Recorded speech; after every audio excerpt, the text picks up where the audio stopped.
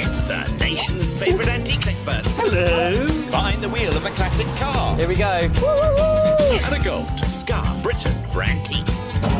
The aim? To make the biggest profit at auction. But it's no mean feat. There'll be worthy winners I can't stop smiling. and valiant losers. Right, I'll retire. Will it be the high road to glory Oh, look at that! or the slow road to disaster? Oh dear. This is Antiques Road Trip. Yeah. Right then, we're off. No, Raj, don't go too fast. We're in Kent, the Garden of England and home turf of one Raj Bisram, with B. Harford riding shotgun alongside him. I think you probably could get out and walk faster. Okay. Their motor is this all-electric 1962 Volkswagen Carmen Ghia. I like it nice and just so. We've just been overtaken by 2 squirrels. Okay. I'm fine with you doing 10 miles an hour the entire way. This is the third leg of their antique gathering expedition, officially the midway point. How are you feeling today, V? I feel excited, ready to get going. Good. I want to get buying. I really want something to jump out at me. I can do that. No, not you. I don't need to be scared. Well, it's been a thrilling journey so far. Last time, B meant business. Going to shake up the competition a bit, Raj. But Raj had his eyes on the prize. I see profits. And come auction day, Here we go. Excuse Come on. his prophecy came true, 90. Well done. making it 2-0 to Raj so far in our best-of-5 contest. Well, you're doing well. 2-0. Yeah, luck of the draw. It's nothing to do with luck. I've got a lot to learn. Anything can still happen. You have got absolutely everything to play for. So long as I keep seeing that smile on your face, I'm going to be happy. Yeah. You Okay. know what? We'll just keep smiling. We'll Yeah. keep going and keep smiling. That's the spirit. After starting off in Dorset, our pair have meandered across the south of England, moving ever closer to their final destination in Essex. Are you going to change your tactics? No, nothing's working. Well, that's a good reason to change your tactics. I know, but I can't keep changing my tactics, Raj. There'll be no tactics left to change. Have you thought of sabotage? How? Tell me how. Give me some tips and tricks. All's fair in love and war and antiques. Our shopping on this leg concludes in Outwood, over the border into Surrey. But we start in Otford, Kent. This charming village is centred on the only listed duck pond in the country. Lucky duckies, eh? Our first shop, a joint venture, is the Otford Antiques and Collectors Centre. Should we go in? After you, Willie. Thank you. Ever the gentleman, Raj? Whoa, lots of stuff already. This looks amazing. Right, you go that way and I'm going to go that way. Yes, boss. Oh, I like that. This place is stuffed to the gills with antiques, hosting 25 dealers under one roof, including Peter and Carol. With her rival 2 wins up, B's in need of a comeback. So it's time to make this shopping trip count. Game face on! Only me.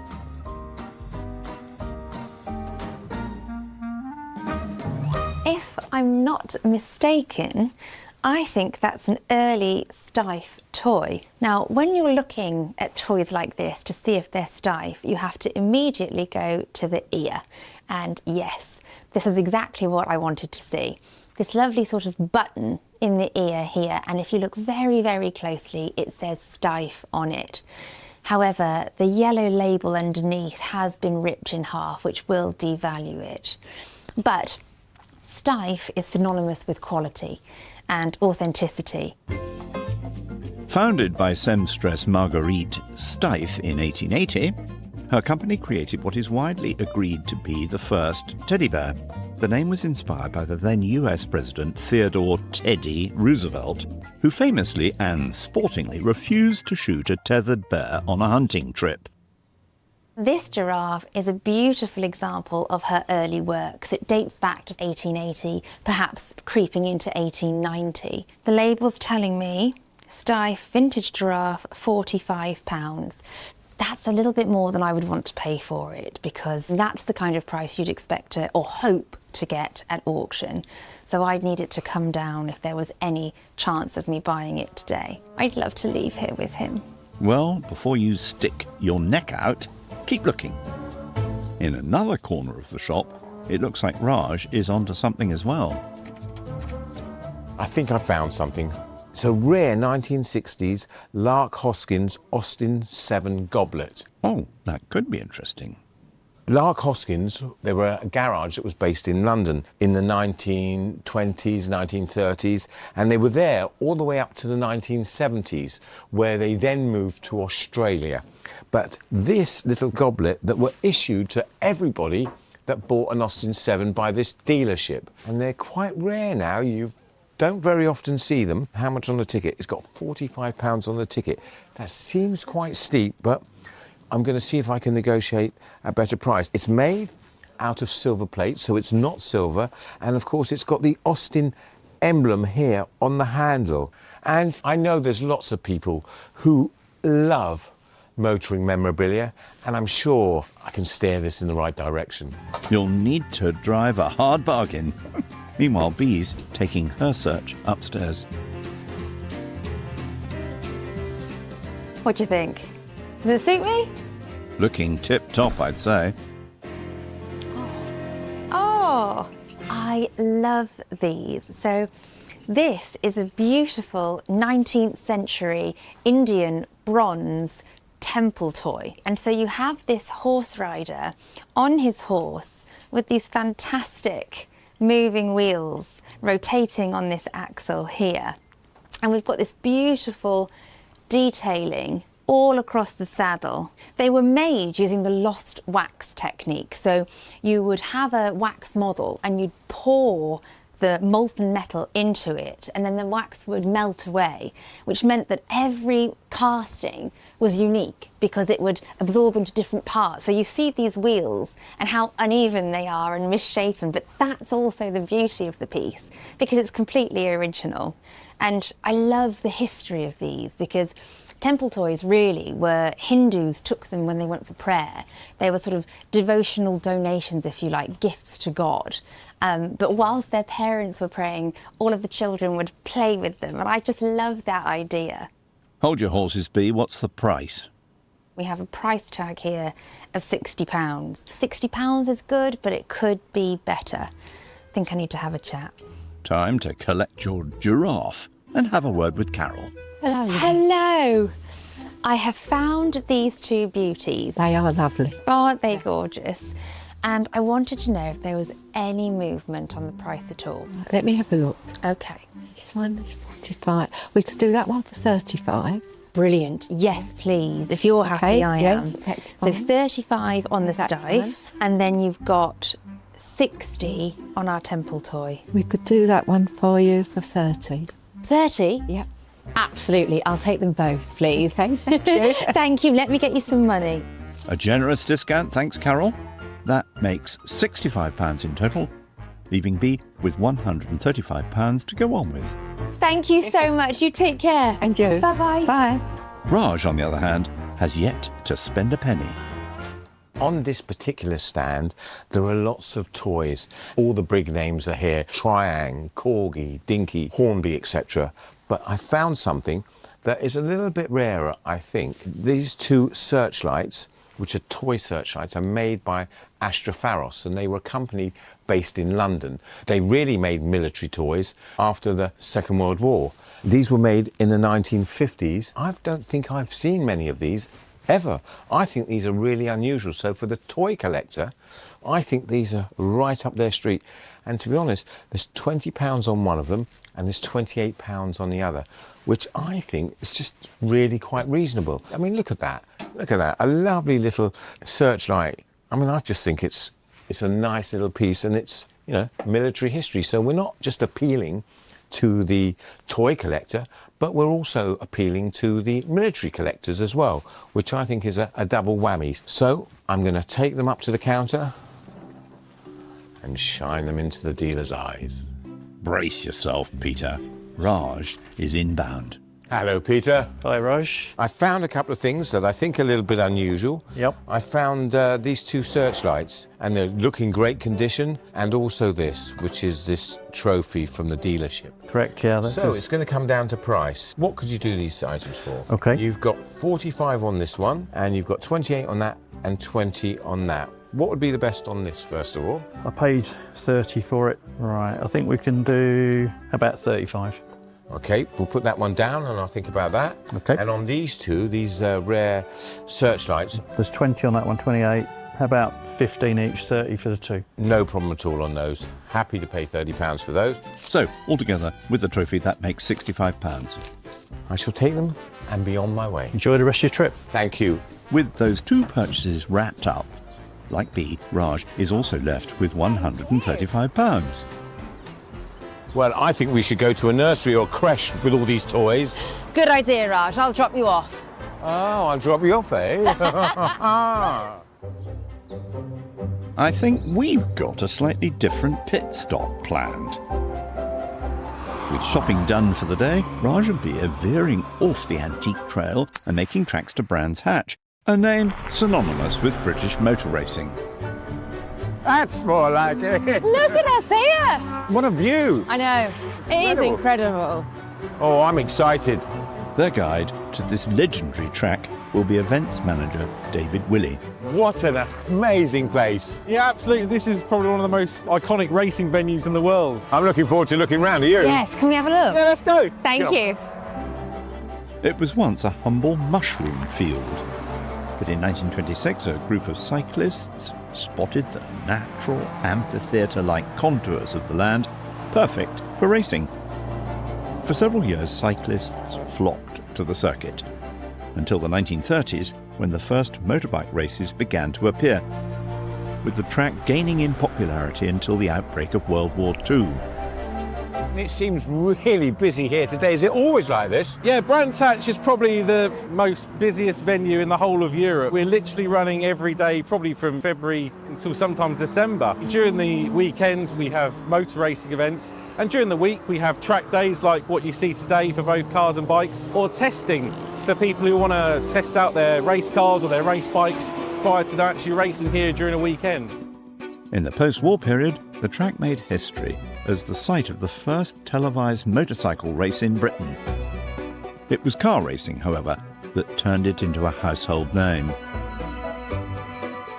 Throughout the 60s and 70s, the circuit rose to prominence on the international stage, hosting the pinnacle of motorsport, Formula One. In theory, we could have brought our car on. Have you seen it? That's true. Well, we can actually get you on track today in something a bit faster. That sounds good. I can't wait. During a golden era spanning 2 decades, it stood as one of the iconic homes of the British Grand Prix, where legends like Jim Clark, Damon Hill and Ayrton Senna tested their skills on its formidable bends. Raj and B are meeting someone with first-hand experience, race driver Paul Traherne, who's taking one of them for a spin. It's clear to see that these track days are so popular. I mean, it's heaving now. And why is that? I think it's because as cars have got quicker over the years, it'd be foolish to drive them to their full abilities on the road, so it gives you the chance to fully appreciate what your car can do in a safe environment, where there's nothing coming in the other way. So would one of you like to come out with me? I think we both like to, but we've decided the fairest way is if I spin a coin. Yeah. And I'll tell you what, I'll let you call while it's in the air, yeah? All right, Okay? heads. Heads. Heads it is. Heads it is. Yay! Here you go. Away you go. Brands Hatch hosted its final Formula One Grand Prix in 1986, won by Nigel Mansell. However, the track has continued to thrive, holding major races and events, remaining a key part of the British motorsport calendar. So this is the pit lane. This is the pit lane, so we've got a speed limit in the pit lane. Yeah, this is lovely speed. I'm very happy with this. Well, Rog, this is the race control room where we control everything that's going on circuits. How are you? I'm all right. My heart rate's probably about 150. 3, Hold on tight, B! 1, go! Oh my God, holy guacamole! Oh my God! Squeak if you want to go faster. I'm supposed to keep my eyes open. Are we having fun yet? Oh my god! Oh my god! Oh my god! Oh my god! Oh my god! Oh my god! Oh, no wonder you like doing this.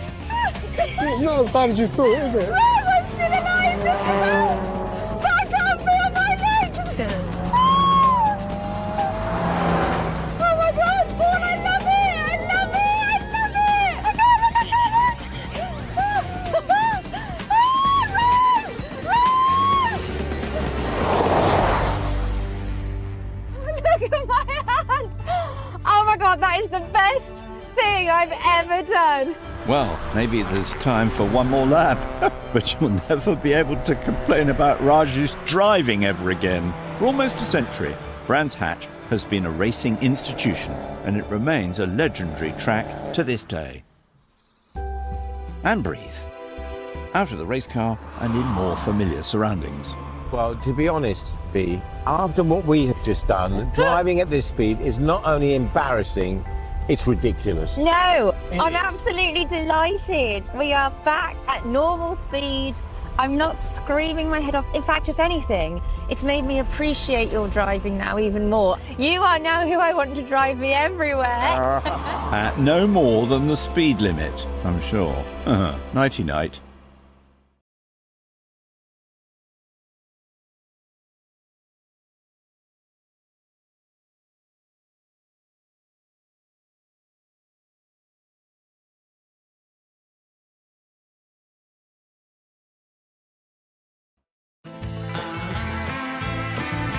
Good morning, one and all. Another day of antiquing is in store with this pair. I feel like every time we get in the car, the sun disappears and the rain comes out. I know, because we've had sun most of the time, haven't we? I know. Except when we get in the car. Glad to see a little rain doesn't wash away your good mood, though. It's almost like an omen. It is like an omen for your driving.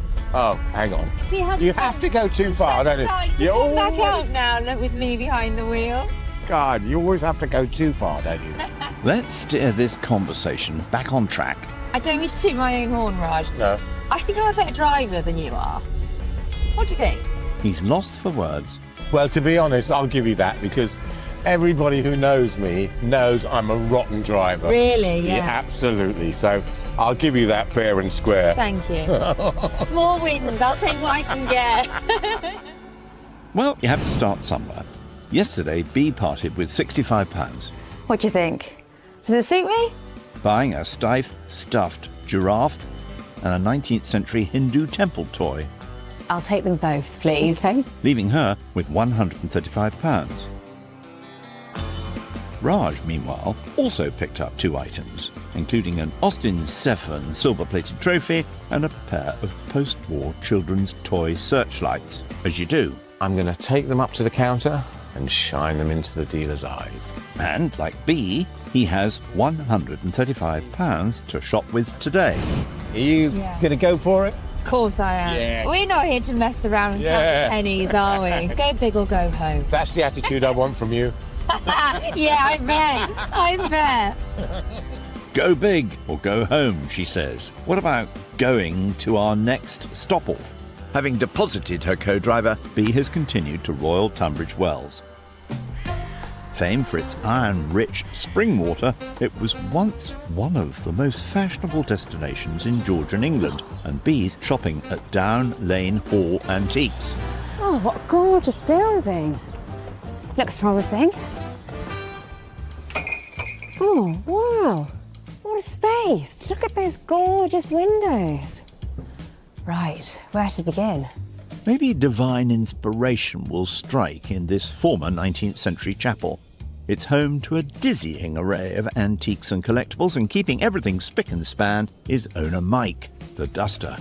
That is a gorgeous dental cornice.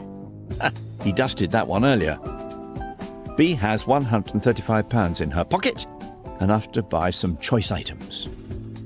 I know, that's what I thought, and that's what he said. Anyway, I should probably do some shopping. Yes, time for gossip later. Gosh, this is a policeman's truncheon, and it's an early one at that, with this beautiful ring-turned handle. And they were always made with this sort of ebonised hardwoods. Officially introduced in 1829, when Sir Robert Peel founded the London Metropolitan Police. Many forces carried traditional truncheons as recently as the 1990s. We've got a W, and then down here in Roman numerals we've got 4. So it's telling us that it was of the period of William IV, so 1820s. Good bit of detective work there, Bee. And then you've got this lovely painted coat of arms, and then in gilt text around it, in French, it says "Honi soit qui mal y pense," which means shame on he who thinks evil of it. And that phrase on police batons was actually used by the Order of the High Constables in Scotland in Edinburgh. So this is an Edinburgh example. It's got £165 on the label, so it's completely out of my budget. But it's a fantastic piece of social history. It tells a story, and I would have loved to have purchased it if I could. But I can't, so I'm going to keep searching. Back on the hunt for Bee then. Meanwhile, across the border in West Sussex, Raj is in Skeins Hill. Here, he'll find Hayward's Antiques and Collectibles. Hello! The sound of a man who likes what he sees. This boutique antique shop has been carefully curated by owner Joanne. And there's plenty on offer for Raj with his £135. Spot anything yet? Now here's a nice little porcelain piece. It's actually a very small decorated inkwell, and it's made by Meissen. Now, most people have heard of Meissen. It's one of the biggest names in porcelain, and they were the first factory in Europe to actually come out with this hard-paste porcelain. The art of making porcelain was a closely guarded Chinese secret. That is, until 1710, when German alchemist Johann Friedrich Böttger cracked the code, under some duress, I might add. He was locked away in a dungeon by none other than Augustus II, Elector of Saxony and founder of Meissen Porcelain, who wouldn't release him until he figured it out. Now Meissen is sold all over the world, and of course it's famous for its mark, which are the crossed swords. This is not an early piece, it's early 20th century, and the marks have changed, and this has got the 20th century mark on the base there. Is it useful? Not really. It's more of a decorative piece, and it's for somebody who's a collector. It's got £30 on the ticket. If I can get this for £15, I've got a chance. So I'm going to put it back for the moment and keep looking. You do that, and we'll see if Bee's prayers have been answered back in Royal Tunbridge Wells. Look at him! Isn't he gorgeous? It looks to me to be a 19th century, possibly French, oil on board which is laid on panel. And this is all very typically 19th century on the back with these nails. And it looks to me to be the original frame too. And dogs sell really well, whether they're painted on panels like this, whether they're paintings or whether they're bronzes or brassworks. They're really collectible in the auction market. Now, it looks to be signed here, lower right, but I can't quite make that out. Could be French, it could be maybe René, something like that, but I think he is an absolute beauty. Now, I haven't noticed a price tag, so he is probably well out of my budget, but if I don't ask, I won't find out. Time to go and see a man about a dog. Mike. Hello. Hello. I have found this gorgeous picture. He is, isn't he? Isn't he fabulous? He's got such character in his little face. He has. But I can't see a price tag. He's 120. 120. Yeah. Okay. Now, is there anything you can do on that? Just a little. It's 110. 110? Could you meet me at 105? Okay. Yeah? I'd be so grateful because I love him and I don't want to leave without him. 105? 105. You yeah. have a deal, Mike. Thank you so much. Everyone's happy. Bee's left with £30, actually. You take care. And you. Bye-bye. Bye. With this good boy added to her haul, Bee can set off for her final shop. If I had a tail, it would be wagging. Well done, Bee. Have a biscuit. Now, back with Raj. Here's a lovely little cabinet full of lots of different silver bits. And what's caught my eye is this set of glove stretchers. Now, these are something that we just don't use nowadays. And these are ebonized with this very unusual silver tips. Now, gloves were very, very popular in the early 19th century. And to keep them in shape, glove stretchers were employed. They've become quite collectible these days, but they're usually very, very plain. But these aren't. They were made in 1908 in London, and there's £18 on the ticket. I mean, that is quite a lot. If I can get these for around £5, I've got a chance of a small profit. You better get over to Joanne on the till then. Hello, Joe.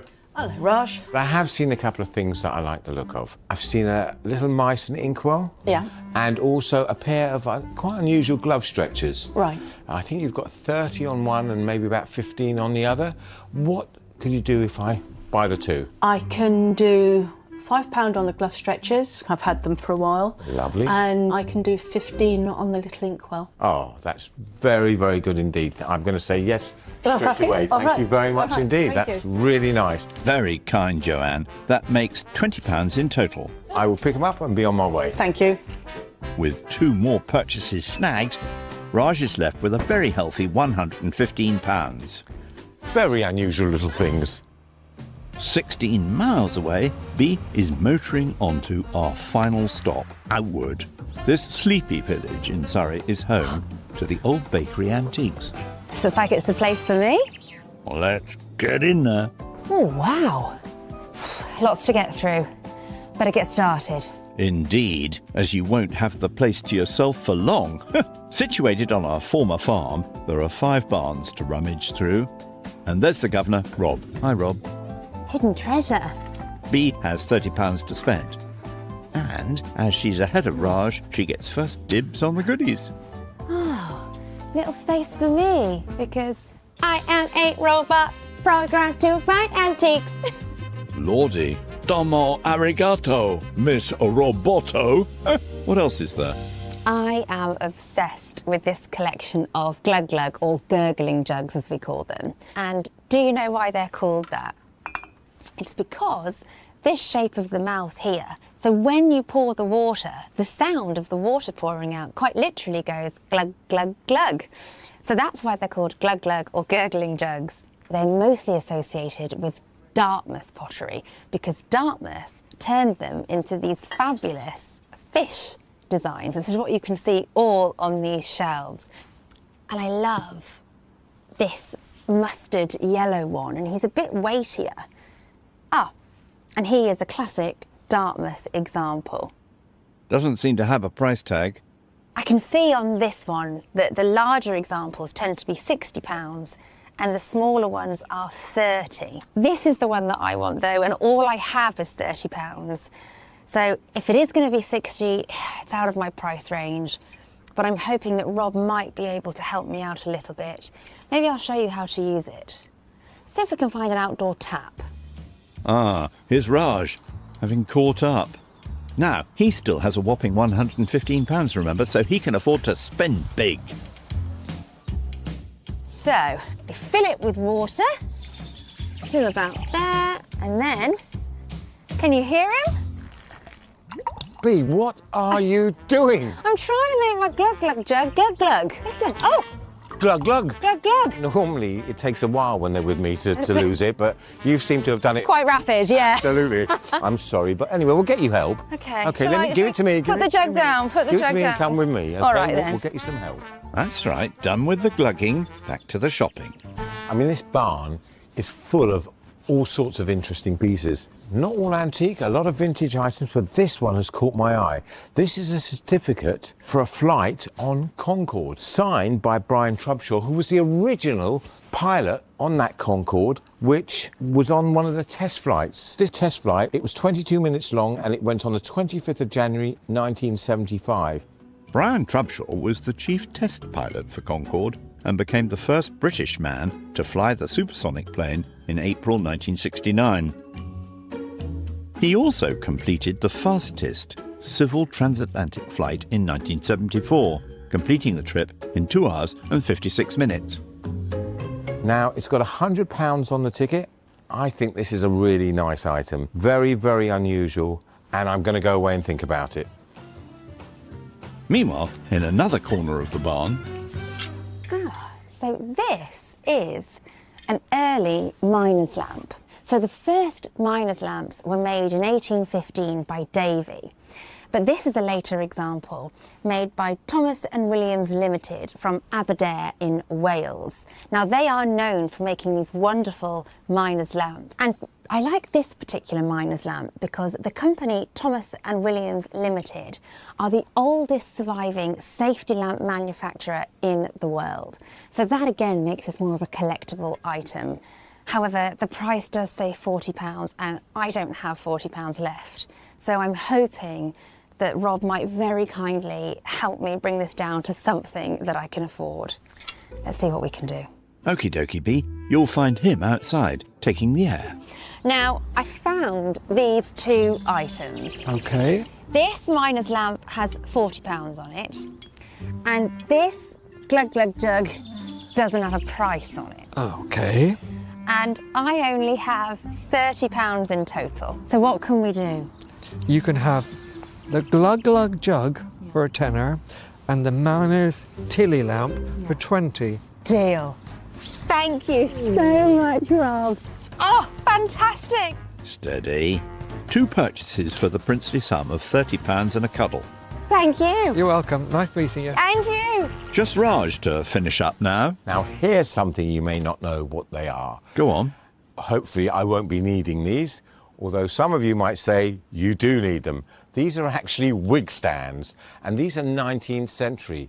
And these particular wig stands were used by judges. Every courtroom in the country, virtually in the 19th century, the judges had these in the back rooms to hang their wigs. These have actually got £60 each on them. It's a little bit heavy for me, and that's why I'm going to leave them. And also, I think it'd be a bit ironic me buying wig stands, if you know what I mean. No comment, Raj, but actually I think they're clothes hangers. Hello, Rob. Hello. What I've seen, it's actually not an antique, but it's such a good collector's item. It's a certificate signed by Trubshaw, who was a pilot who flew the first Concorde. I would just like to know, what could you could do it for? £50. I think that is such a fair price, Rob. I'm going to shake your hand straight away. Thank you very much. Thank you very much indeed. And I'm going to pay you as well. Very generous, Rob. That leaves Raj with £65. Thanks once again. Okay. Cheers. Hello. Bye. And that's all the shopping done for this leg. I know, between us, you know, I reckon this should take off pretty well. Okay? Yeah, Let's hope that doesn't drown. Oh, thanks a lot. Come on, you rascals. Back to the wheels and home time. You do realise, don't you, that we're already halfway through our trip? For me, it's been absolute joy. That's it, really. Absolute joy. You're not just saying that. I'm not just saying that at all. Why would I just say that? Oh. Okay, hang on a second. Before I answer that, I need to know what they told me to say. Okay, hang on a second. It's just Get your written down notes here. out. Get my notes out. Okay. Right, let's get some shut-eye.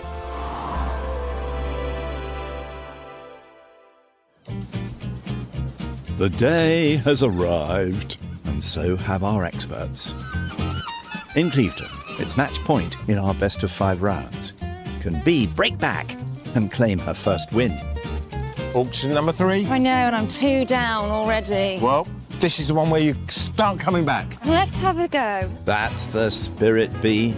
After shopping through the southeast with stop-offs in West Sussex, Kent and Hampshire, our pair have carted their goods west to Somerset and Clevedon sale rooms.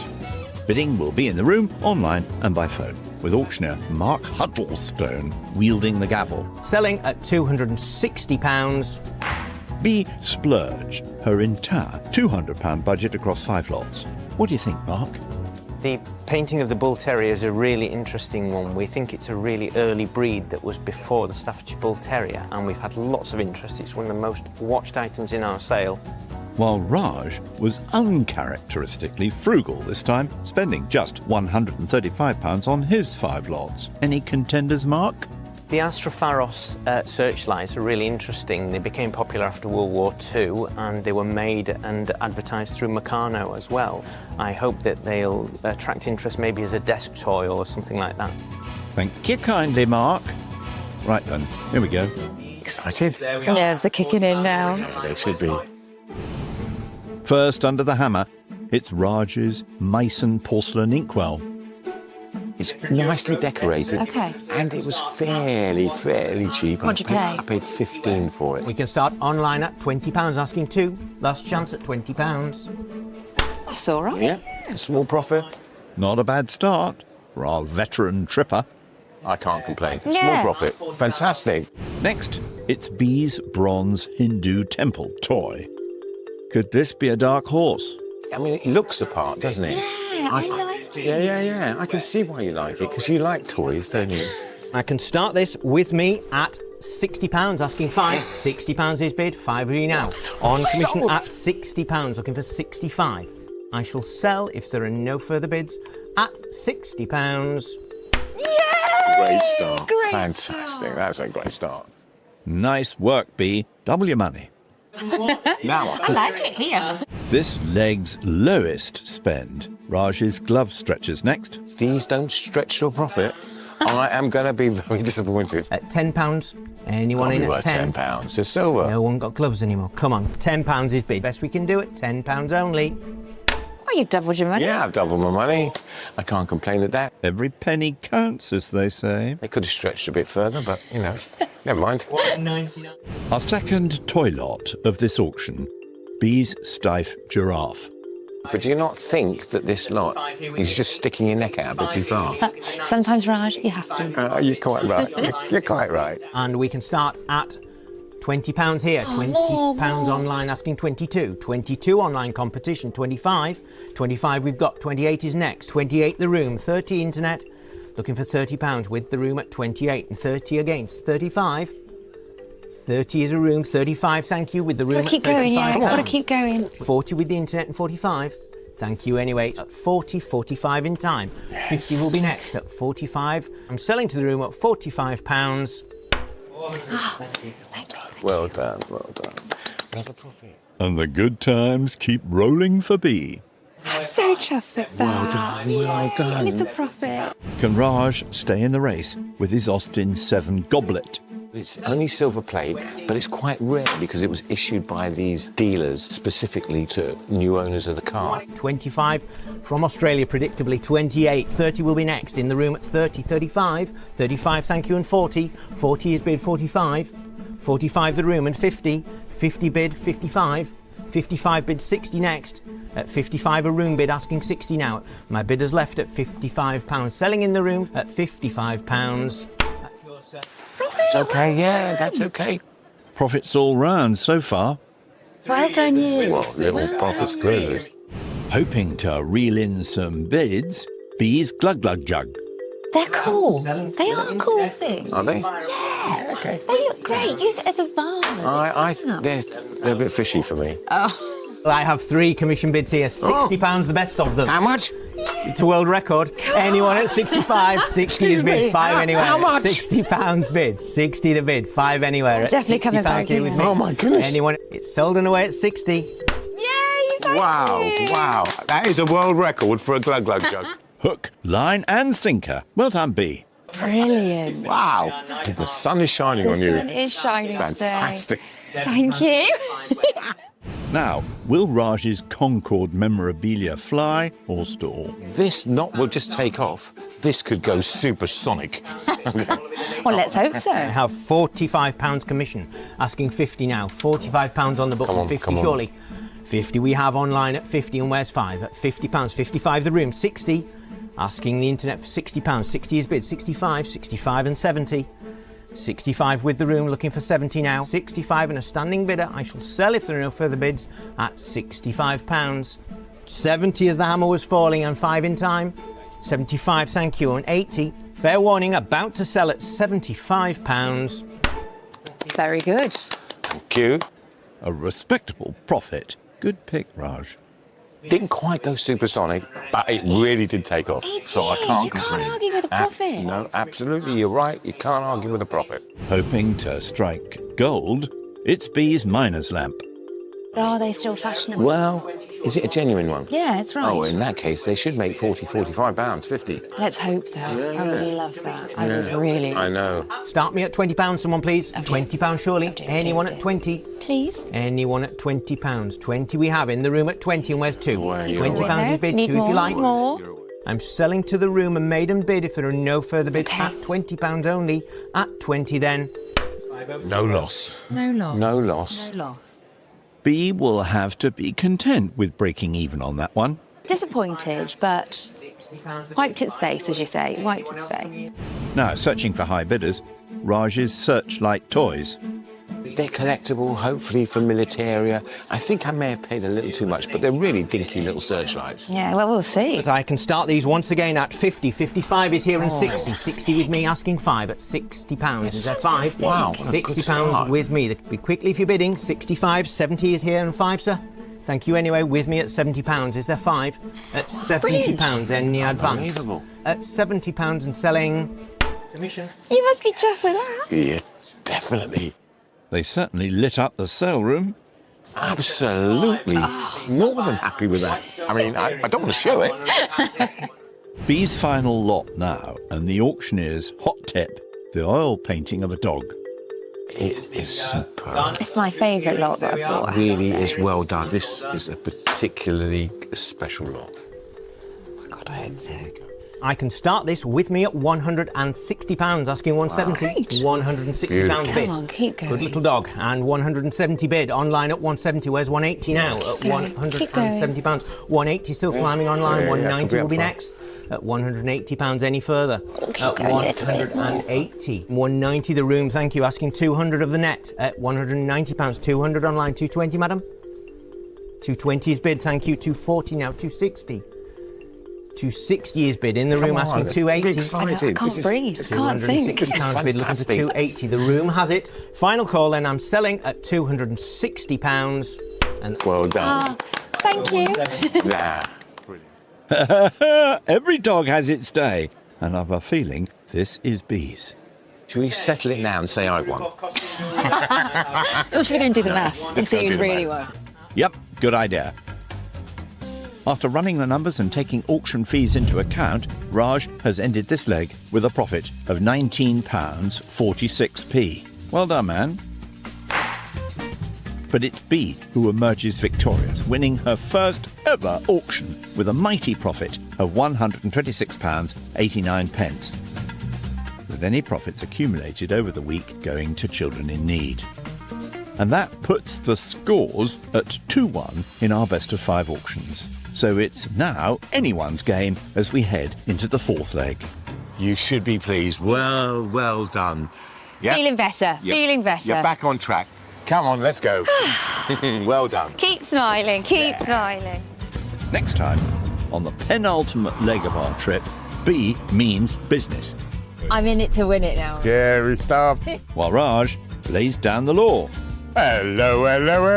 And at the auction, will B boss it? No. Or will Raj reign? Sweet smell of success. Yeah.